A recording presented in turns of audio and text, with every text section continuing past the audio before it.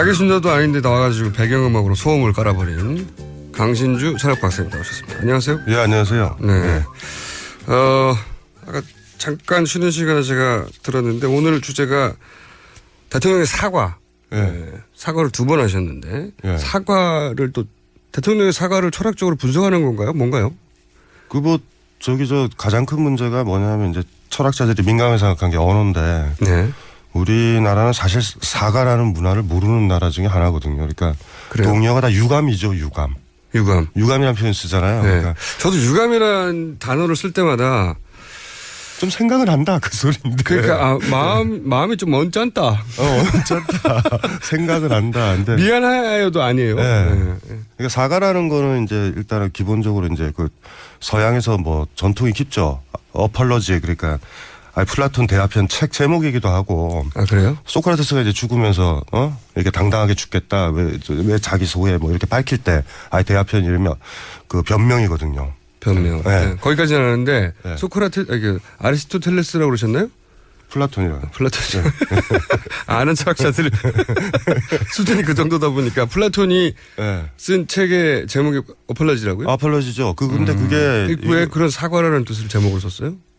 그 사과라는 단어는요 어떻게 되는 거냐면 그 상대방 있죠. 뭐 이제 대통령이면 국민 아니면 개개인의 뭐 인간관계라면 이해 당사자들한테 당신이 나를 용서하든지 용서를 안 하든지 모든 정권을 주겠다라는 게 사과예요, 사실. 원래 뜻이. 그러면 이제 현직 대통령이 사과를 했다.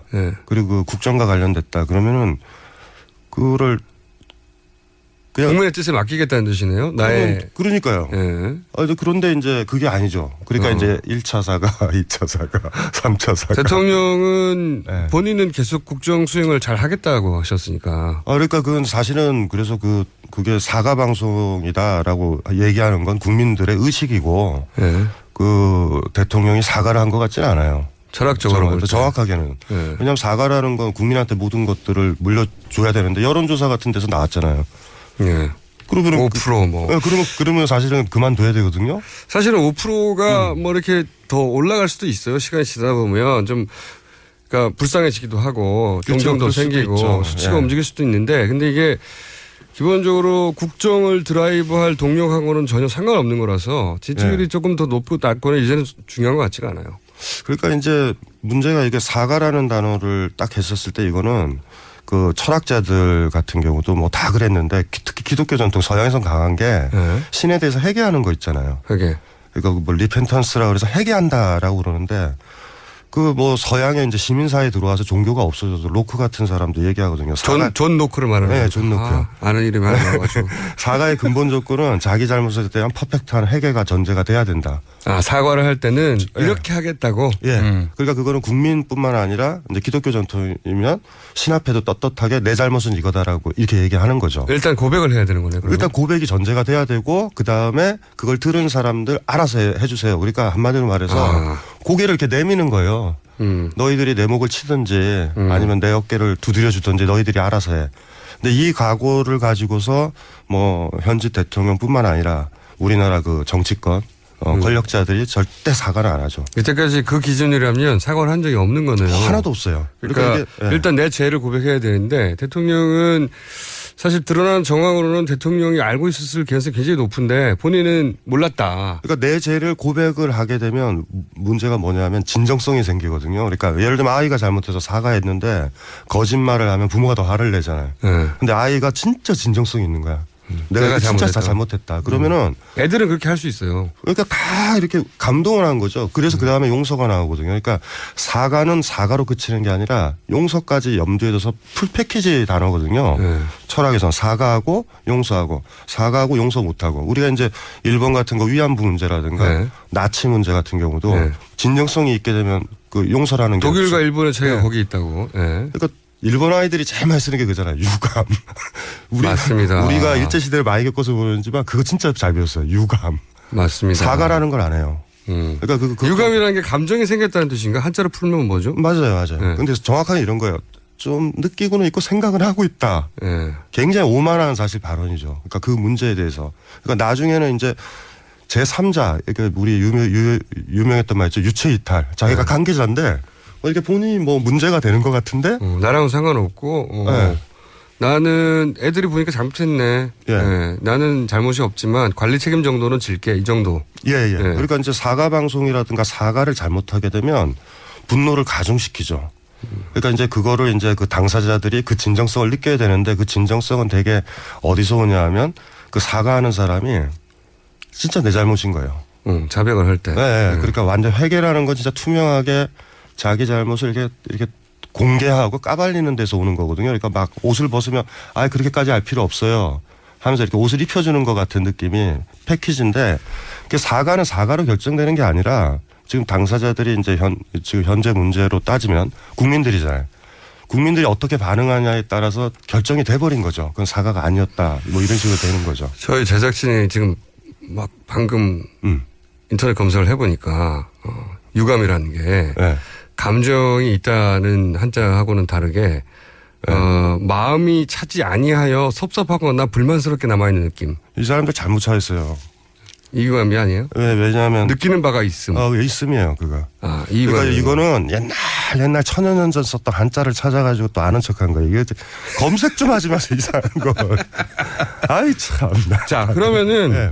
저희가 이 시간에 뜻을 충분히 이해했어요. 근데 이 시간이 또 약간 이 지적인 만족을 주자면 드리기 위해서는 철학자 누구가 예를 들어서 사과에 대해서 이렇게 말했는데 이 기준으로 볼 때는 이렇게 멘트를 해 주시려면 철학자 누구를 거론합니까 저희가?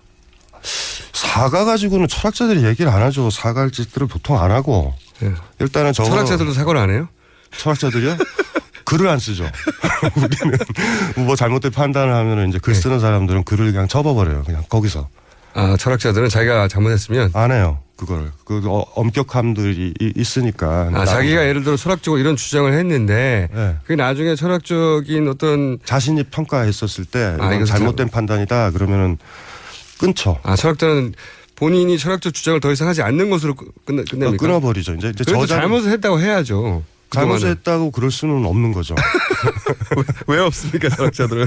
아니 그러니까 그거 뭐냐면 자기 생각인데 자기 생각이 바뀌었잖아요. 그러면 네. 이제 어떤 주장이 바뀌면 어떻게 되는 거냐면 거기까지 멈추고 끝내버리는 거예요. 자기 자체가.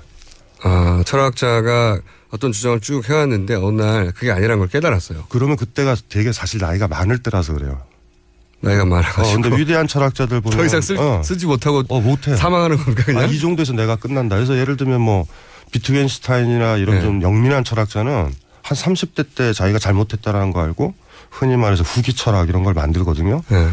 비트겐슈타인이 제가 기억나는 가장 강력한 사람이죠. 자기 걸 그냥 다 폐기해버리죠. 스스로. 예. 근데 잘못했다고는 얘기하지 않아요. 그냥 폐기만 합니까? 너희들은 내가 잘못된 의견을 아직도 진리라고 생각하니? 나는 그건 내가 부정한다. 이게 진리야. 이런 식으로 하죠. 그걸 믿어둔 사람을 탓하는구나. 자기 자주장이 잘못되는 것을 탓하는 게 아니라. 아니, 그건 생각 안 해요. 그런 분들 정치해야 되겠네요. 아니, 철학자가 정치하면 딱 맞겠구만. 예. 아니. 당신들이 잘못 알아듣는 거야. 왜 날 뽑았어? 이런 거 아니에요.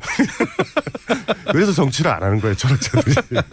예. 비트겐슈타인 예를 드셨는데 그 예를 그대로 정치에 적용하면 그런 거 아닙니까? 당신들이 날 뽑았는데 아직도 잘 뽑았다고 생각해?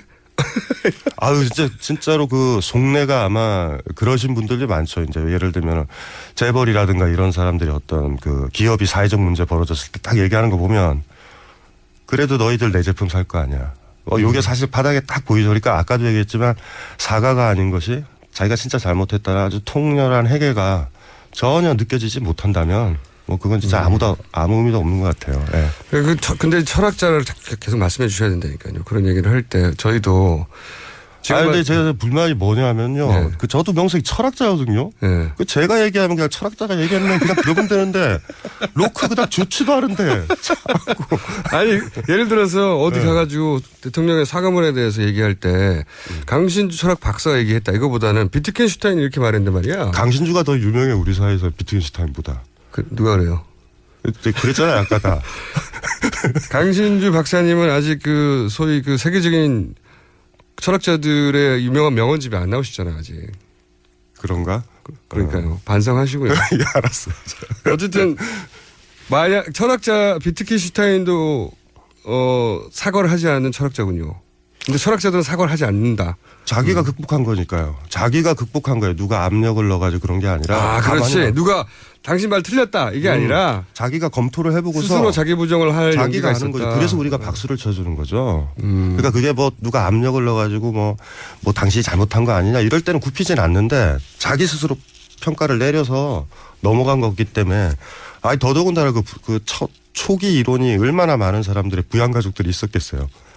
그 부양가족들도 다 버리고. 그 초기 이론으로 먹고 사는 후학들이 있었겠죠. 교수들, 연구자들 다 날라가 버리고. 보통 그렇게 먹고 사는 후학들이 있을 때 그걸 부정해 버리면 그 사람들은 바보가 되니까. 그러니까 정치적이진 못하죠. 그래서 예를 들면 초기 청년 비트겐슈타인 나중에 포기한 거 있죠.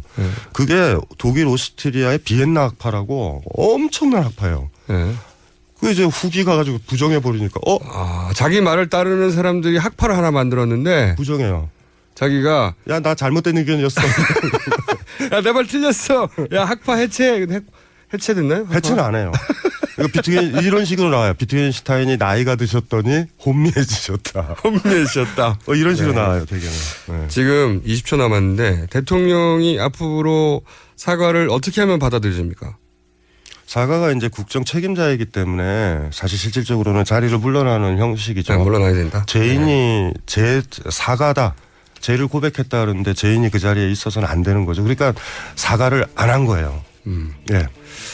알겠습니다. 지금까지 본인도 철학자라고 주장하시는 철학 박사 강신주 박사였고요. 저는 내일 다시 뵙겠습니다. 안녕.